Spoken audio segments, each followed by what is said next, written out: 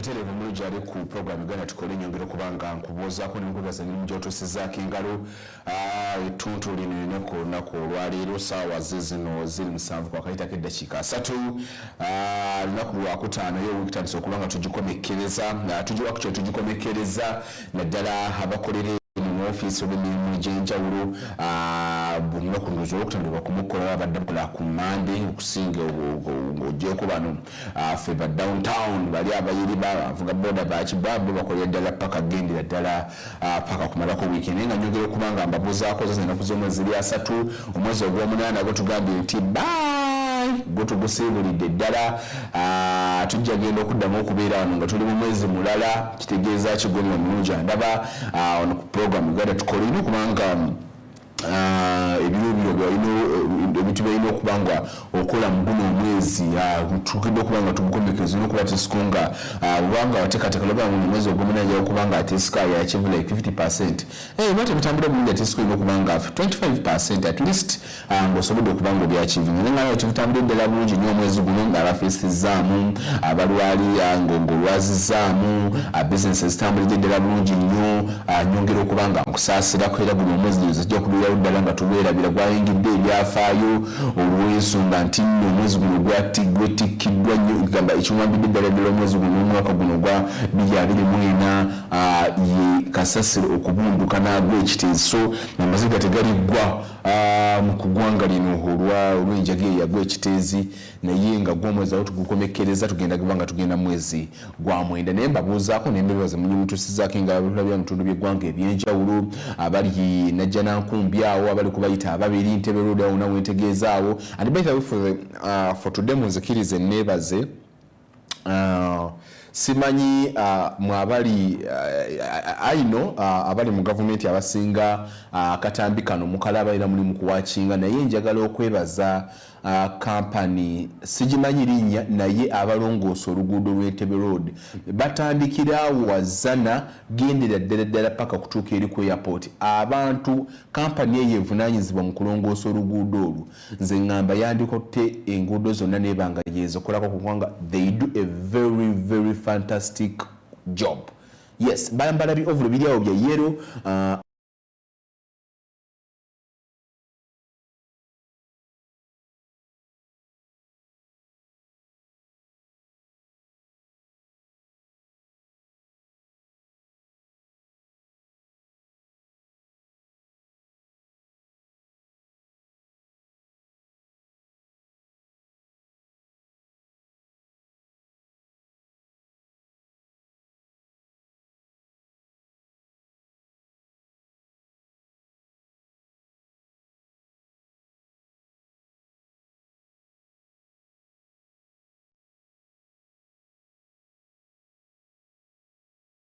Ntebe olutukulira ddala bulungi nnyo ebitaala ku ebiri ate njagala okwebaza bannange abantu abawangali awo ku Ntebe Road mwebale kubeera displayed kubanga amataala kwe gali tegabbibwa kuva lwe gateekebwako nayebyekawunawuna wennyini awo ng'erubowa bayongedde okubanga bateekako ebitaala naye nga nabiri binyini ebyasookawo yesibadde bibikola naye nga abantu tebabbye battery newankubadde ate amataala okuva wano ekibuye gendera ddala era ndowooza abakulu bekikwatako nakalo kankanyizawo ddala okuviira ddala awo kibuye gendera ddala awo paka nga ewazana amataala ago tegatera kubeerako budde bw'ekiro simanyi kiki naye nga tegatera kubeerako nenaku lwejjo tegabaddeko so kiyinza okuviiramu obuzibu naye nga sofa Ntebe Road bonna bakontrakita abakwata oluguudo lw'Entebe Road luno olukadde thank you very much singa abakulu bategeera ddala ne babongera n'enguudo endala kubanga mutukakasiza nti ffe tusobolera ddala okubanga wamma tukolera ddala ako kayisizaamu bali kubanga mukola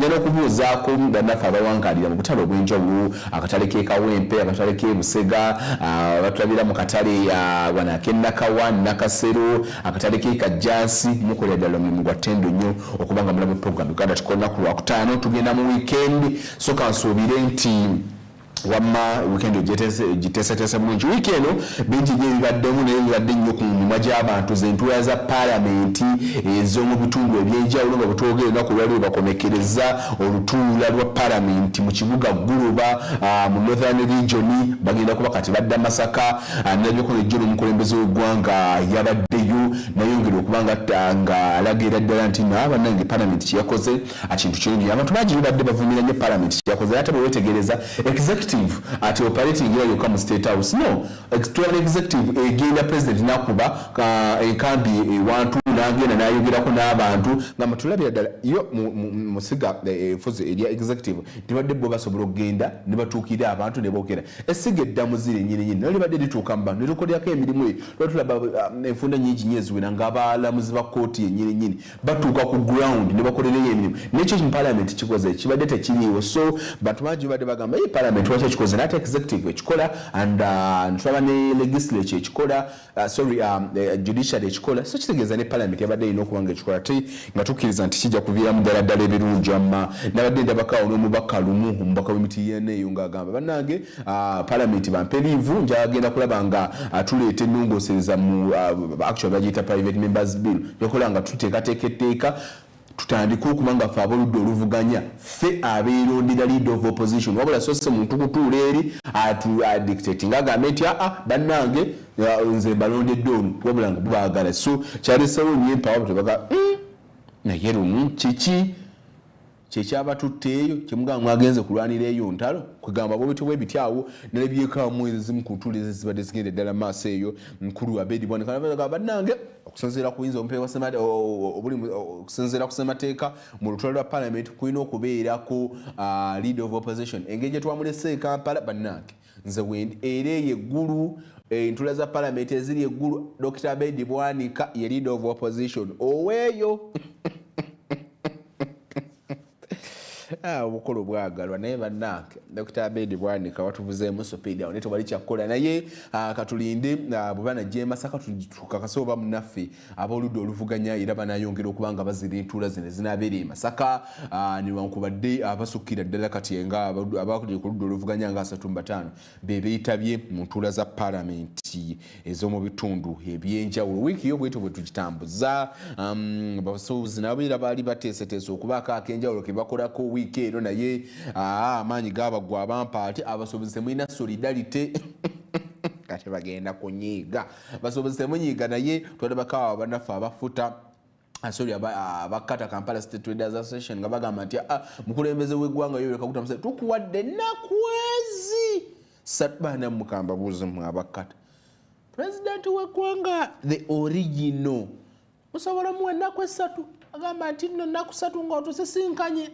nze muba temumanyi kyemuderinga nakyo naye nga yo wiiki era enyi twagirabira tugamba mukulembeze w'eggwanga batatusinkanye tugenda kukola bakatiisa naye tukalinze tetukalaba ndowooza waayi bajja kukakola maaso naye nga bo mbeera bwetyo bwekyali bakyagezaako kugamba naffe abakata nti omukulembeze w'eggwanga tugamba gatusinkana omwezi ogw'omunaana totusinkanye guno guweddeko abaffe tuli kuki tetulina ade n'essuubi n'erimu lyetulaba nti n'ensonga zaffe zetwakugamba ensonga za ifrisa omusolo gwa kiro ogenda kuzikolako mukulembeze waataayo tubuulire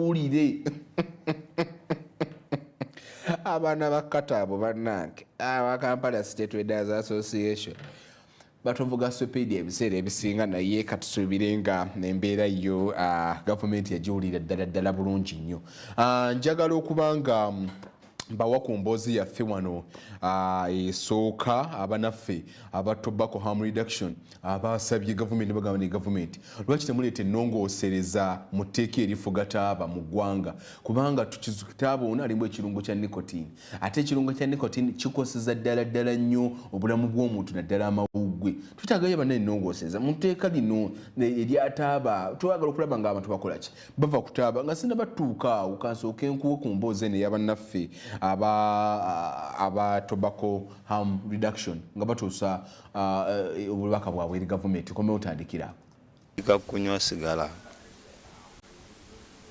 with the friends. I used to move with them, so when I saw them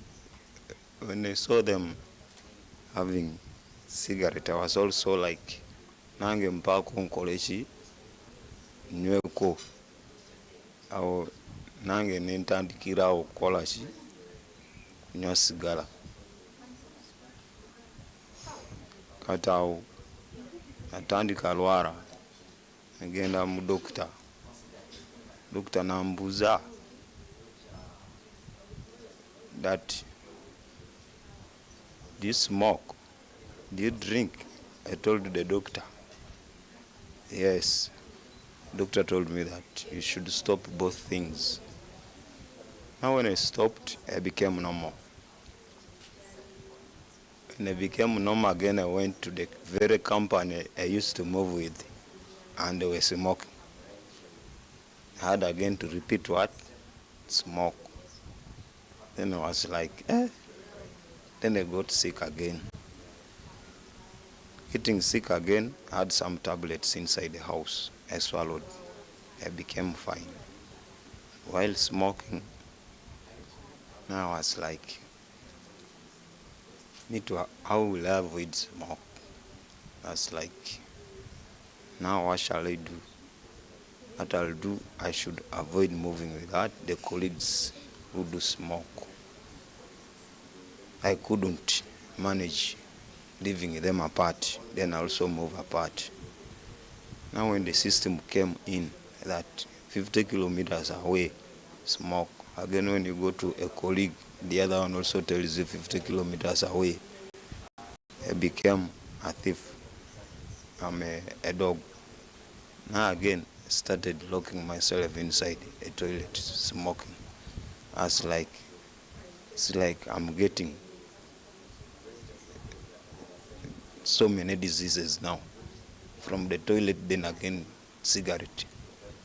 Era ekitongole kyaffe kirwanirira okulaba nti abantu abastrugglinga ne cigarette smoking bafuna obuyambi. Okay? Tukimanyi nti no government yateekayo eteeka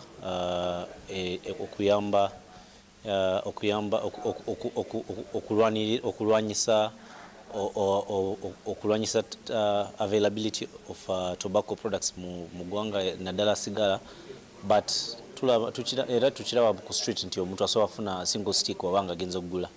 So for us our call is tugamba nti twagala government ebeera ne action ne revision, at least policy revision, tubeere nga tusobola kuyamba abantu abastrugglinga, because waliwo bali abatandika okwomota sigala earlier than the date of the enactment of the bill into law. Abo tebanaba kukyusa habits zaabwe. Naye of course the law evadde ne significant wins. Nicotine alternatives zino za pharmacy ziri expensive. Era mu teekateeka zaffe tuli kwogera ne government ebeere nga esobola kwasaganya discussions leading to the point of reduction of taxes on some of these products. Era government ebeere nga esobola ku-educating nnyo abantu into increasing ne partners abroad into increasing the supply, which soboka zibeere ne donor funded, so ate abantu basobola okubeera nga basobola ku accessing these products. N'ekirala government ebeere eteeka libeere revised so that some of the banned low risk nicotine alternatives that are already proven to be successful mu mawanga amalala nga the UK ne Sweden, zino low risk nicotine alternatives nga sobola kukola ki kubeera available mu ggwanga, so that n'omuntu wakuba mu zino products eziri limited okubeera mu ggwanga, waliwo ziri ezisobola kubeera accessed by low income earners. Instead of somebody opting for okomota sigala agenda co-opting for what? For these other products. For example, nicotine pouches. Kenya ba adopting policies is favoring some of these products. Bote wina bulabo eri obulamu bw'abantu kuba kwetaagisa gwe to light a cigarette. Kubange ekintu ekireetera obulabe ku bantu, omuntu wokoleza sigala obe wokuma sigala obeera oyokyeza you're creating smoke, then kati wonywa how do you call smoke in Uganda? Okufuuwa sigala, wofuuwa sigala kati that smoke yagenda mu mawuggwe na then it creates a coating, a coating there. Kati nekikuleetera obulabe obeera nga tosobola kussa bulungi, okolola nnyo. Mulaba abanywa sigala, omuntu abeera akolola nnyo, amannyo gakyuka, then ne breathing ebeera it's hard. Government already waliwo kye yakola nti yateekawo etteeka naye eriteeka eryo lya consideringa nnyo secondary smoker, omuntu ono owokubiri anywa sigala, naye ate ali kunywa sigala mwennyini olw'okuba ali addicted talina kyakola, wakiri yeekweka mu ttooyi oba yeekweka awantu wonna anywa sigala olw'okuba ali addicted ku sigala talina kyamukolera. Naye gavumenti kyeyandikoze yandikiriza tobacco substances ezisobola okusavinga omutono ne nicotine, naye ate nga tebazikumako muliro kugireetera kureactinga kufuna bino ebintu ebirala nga olaba phenols, formaldehyde, carbon monoxide, tta ebigenda ne bita amawugwe ne bita ne system z'omubiri. Kati gavumenti kyerina okukola kukkiriza better ways ez'okuconsumingamu nicotine, especially kwaba abantu abadde banywa sigala okubayambako okuimproving obulamu bwabwe.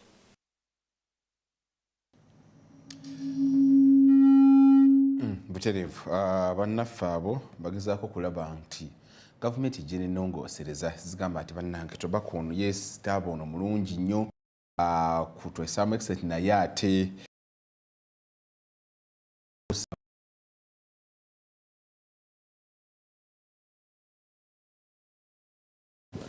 gavumenti yavaayo n'etongoza enteekateeka ey'enjawulo eyaluubirirwamu okulaba nga eyambako abakyala okusobola okufuna ensimbi, era enteekateeka eno yatongozebwa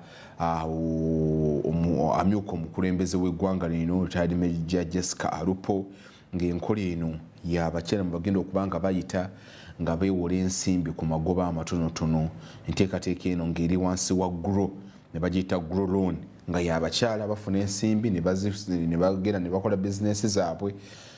Naye ebibuuzo bingi bikyali mu bannayuganda. Gavumenti evaayo ne kaweefube mungi nnyo ow'okujja abantu mu bwavu. Eno GRO, eno PDM, gino myoga, eno ntandikwa, wealth creation, eno waliyo ki, naye obwavu bukyagaanidde bantu. Gavumenti mwali muzeekaawo ne mwekoonega naye nga tuyina programu nnyingi nnyo ezirubirwa abantu okubajja mu bwavu, naye ngera sitiri obwavu bukyalimu. Abakulembeze bwe badde eno bo balagira ddala nti bana obwavu buwedde mu bantu, naye ate bwetuuka ku ground obwavu bukyali mu bantu. Tya obugagga abakulembeze baffe obugagga babwogera ku bwogezi mu bigambo, naye no mu bikulu lwaki ebintu bitambulira ddala ddala bulungi nnyo.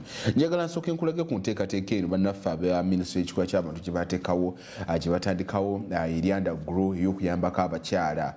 Newankubadde wakyaliwo akabuuzo akakonkona kagamba ndowooza ki ekirina okuba nga kikolebwa, bantu kubawa nsimbi oba kutereeza kuteekawo mbeera nnungi buli omu ng'asobola okugenda n'afuna akasimbi ke. Kuba kati tulina GRO, tulina eno Smart Parish Development Model, tulina emyoga, tulina entandikwa, naye obwavu bukyali mu bantu. Katusooke tulabe wano omukulembeze amyuka omukulembeze w'eggwanga bwe yali aggulawo enteekateeka eno eya GRO. Naawe n'omukyala ali eyo omanye butya bw'oyinza okufunamu mu nteekateeka eno, kubanga munnange olina okugezaako buli kimu.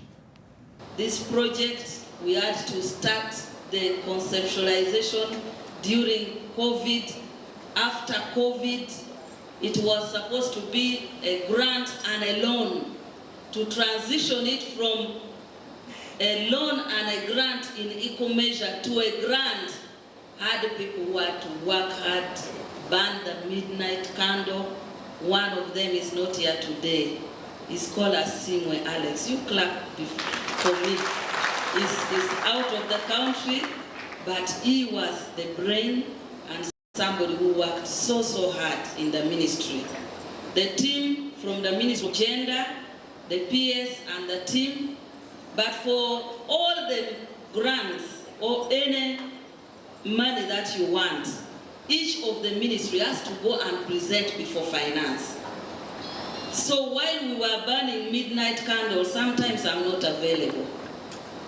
Sometimes I'm scattered, I'm running up and down. And in the Ministry of Finance, I had to be disturbing a particular Minister of State in my ministry to go and present on the GRO project on behalf of the Ministry of Gender. To finance, you are tossed up and down. And if you don't convince finance, they will not pass it. Please give a round of clap to Honorable Sam. The issue now became, which women should benefit. So we have to say we should not only look at women who are well established. We said that most of our women are in the informal sector. You'll find them in Owino having restaurant or cooking in a bus park. You find them everywhere doing small businesses. So we said, let's start with a business called micro. Micro is a business where you can be alone in your business, 2 to 3 people are employed. You are there, you are using maybe a few people, maybe even family members. Majority of you are using family members. You are here doing restaurants, somebody is helping you to serve. So we said, no, let's look at those women in the micro. Then there's women in small and medium enterprises, so that they are the ones to benefit. And we ask ourselves, is it only any woman or we restrict? Because when you go to banks, for my colleagues who are politicians, they will start by saying, you are politically exposed persons. We can't lend you the money. Am I lying? For the banks, we have said, the only criteria is so long as you're a woman and you are doing business. Don't ask about being a politician. So long as you are doing business. For me, I'm a businesswoman. That's why it was very easy for me to understand the problems of women. But now the businesses I do, the grow money cannot work because grow is giving only up to 200. So private sector, I'm waiting for invite. Because there's another loan for women called Invite, which is giving up to 1 billion. For me, we shall go there. The men out there, don't worry. We are going to make sure when we are seated there, Honorable Muruli Mukasa was whispering to the Vice President when people kept on talking about women, said, now what? Now what about us the men? Now what about us the men? Don't worry, if you're a man, and you are employing women in your business, you are also entitled to get the money. If you're a man and you have a partnership with a woman and the woman owns majority share and you're a minority shareholder of a company, your company will also benefit. So, Honorable Muruli Mukasa, the only thing I want, you put your wife, not the wife.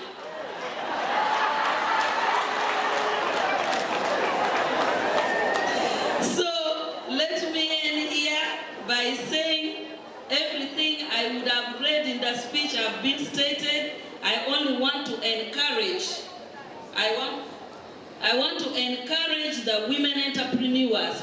Please familiarize yourself with the guidelines, with the programs, and benefit. This program is for you. It's not for us. Ours is to bring it. I want to thank the financial institution. Sometimes we are difficult, sometimes we are tough, and the gentleman from the World Bank in charge of interest rates, you first stand up. You are seeing this gentleman. He is all the way from where? Nairobi or Tanzania. Nairobi is the one that we had to argue with him on interest rate and argue. Thank you for bringing down the interest rate. Thank you very much. So today you are now seeing women are very happy with you. Distinguishes you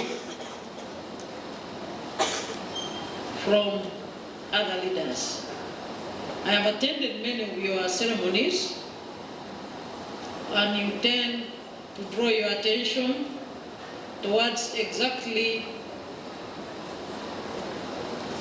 the output of the money that you are putting on your programs and projects. Besides that, we all know that we have the vision bearer of this project called GROW. We have the chief architect of all the programs of government in our country. Allow me to bring greetings from him. and he is none other than His Excellency General Yoweri Kaguta Museveni, the President of the Republic of Uganda. In every good thing, in every success story, there is always a role model.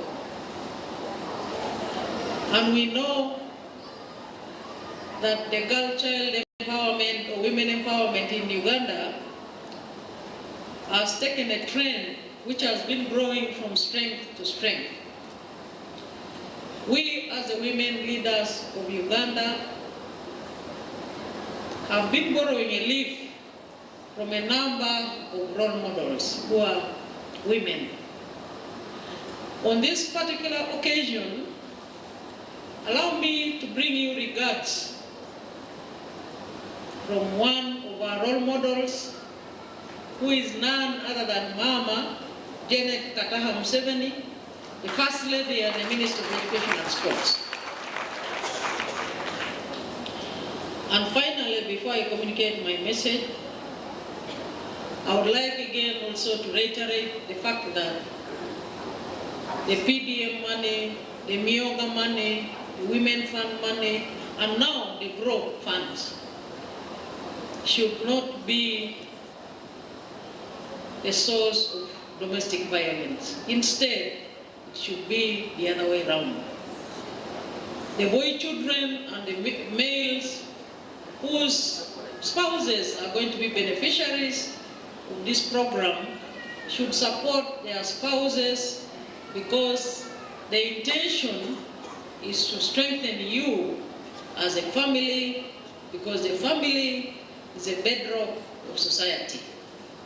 So I call upon the Honorable Muruli Mukasa to be our good ambassador, together with all the males who are here in this launch, and I would like all the females to clap for the men who are around here. The NRM government stands on 4 principles. I have just been in a conference which is anchored under one of the principles of NRM of Pan-Africanism, where the URSB is having the first ever conference of women in intellectual property, the first ever in the African continent. I am glad to join this conference now, or this launch, because it is anchored on one of the principles of NRM of socio-economic transformation. This resonates well with my earlier greetings from the architect of the programs of government. But I don't want World Bank to be worried that I'm about to turn this into a rally. This one is a pure launch, and it is a socio-economic transformation activity. We shall come another day to speak to the people in their respective areas and ask them to vote for His Excellency the President in 2026. But I implore you to plan your business wisely. Before taking the loan, have a clear business plan, identify how much funds will be used, whether it's for expansion, acquiring new equipment, or improving product quality. Every shilling borrowed should have a purpose and contribute directly to your business growth. Secondly, invest in what brings returns. For instance, prioritize investments that will yield measurable returns. For instance, purchase machinery to boost production capacity and drive more sales in a smart use of your loan. Avoid using funds for non-essential or luxury items that do not contribute to your business growth or profitability. Thirdly, manage your cash flows well. Carefully plan and control the movement of money in and out of your business. Ensure that you always have sufficient funds to cover daily operations, pay suppliers, meet debt obligations, and invest in growth. Maintaining strong cash flow is crucial for financial stability, business sustainability, and resilience during challenging times. And last but not least, please leverage business development support. Beyond financing, GROW offers a comprehensive package that includes business training, mentorship, and apprenticeship, among others. Take full advantage of these services. Strengthening your financial management and marketing skills will maximize the impact of the loan on your business. To the political leaders, honorable ministers, honorable members of parliament, honorable LOC5 chairman, and all local government leaders, your role in the success of this GROW loan cannot be overemphasized. I would like to urge you to actively disseminate correct and accurate information about this opportunity to your constituents or the people you lead. Let us ensure that eligible women entrepreneurs are aware of and can access these funds easily. Rural women, especially those that do business in weekly markets across the country, must be targeted.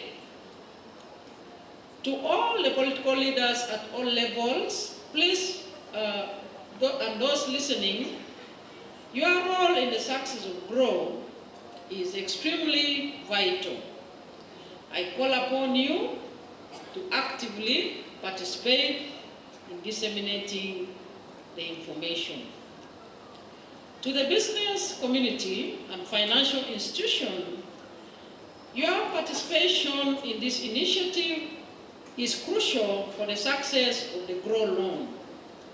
I call upon financial institutions to support the women entrepreneurs and ensure the loans reach the intended beneficiaries expeditiously. We had a small challenge during the dispensation of the PDM funds, where some districts received, then some districts received after 100 days, other districts received after some month. We would not like this to happen under GROW. Granted, the sentence is very straightforward. Omuntu bw'aba alese form n'agamba nti ndi mukyala nkolera Kawempe, nkolera Rubanda, nkolera Kabale, nkolera wa, nkola bino, banka bw'ekola kye tuyita appraisal erina okuwa esente omuntu mu budde butono kye mbadde ntegeeza. Eno bagiyita GROW project for women. Tulina small business recovery fund erimu billion, no, egenda mu maaso erimu billion 200 nazo ziri mu participating banks. Tulina agricultural credit facility nayo egenda mu maaso. Tulina sente under UDB zigenda mu maaso. So eno nga speech yange badde yogera esente zino zijja complementinga programs endala government zetaddemu sente. So kituufu business recovery fund yatambula mpola mpola because of the rules. Naye kati twadjustingzemu mu rules abantu batandise kukola ki kuzifuna. Njagala abantu bakimanye nti gavumenti eno egezesaako nnyo okusosowaza omukyala. Era ndowooza mulaba nti vice president mukyala, speaker mukyala, prime minister mukyala. Lwaki? Kubanga omukyala ono bw'omuteekamu ssente oba omukyala bw'afuna ssente zigendera ddala ku muntu. Era nsuubira nti omuntu yenna andaba ampulira akimanyi nti mwe abasajja abandaba bw'oyogera ku maama wo manya nti maama wo ne we yalinga afunye ssente n'atunda emmwanyi, oba maama wo ng'alina omwenge gwaweesa, oba maama wo ng'alina omugaati gw'atunda, era ssente eyo yagendanga okuzimba amaka. N'olwekyo tumanyi nti mu Uganda bwe tunaateeka essiira ku kutumbula abakyala ate n'abaami bajja kufunamu nnyo. Lwaki? Bw'obeera n'omukyala nga yeemala nga yeemalirira takumenya. Abalala gye bayombera ng'omukyala tayombera mata, tayombera mmere, tayombera make-up, ebyo byonna byonna abaakola ki aba abisobola. Omukyala naye asobola okuba n'ebintu ebibye ng'omukyala bizinesi ezizenga omukyala omwami n'akwongerako n'obeera nga tuli mu bbanga. Nteekateeka y'abakyala kulaba nga bafuna ensimbi ku mabanga ku magoba amatono. Nja kubanga tulako omulago bakama baffe ate tumale tukomewo ne Agatha Twairi.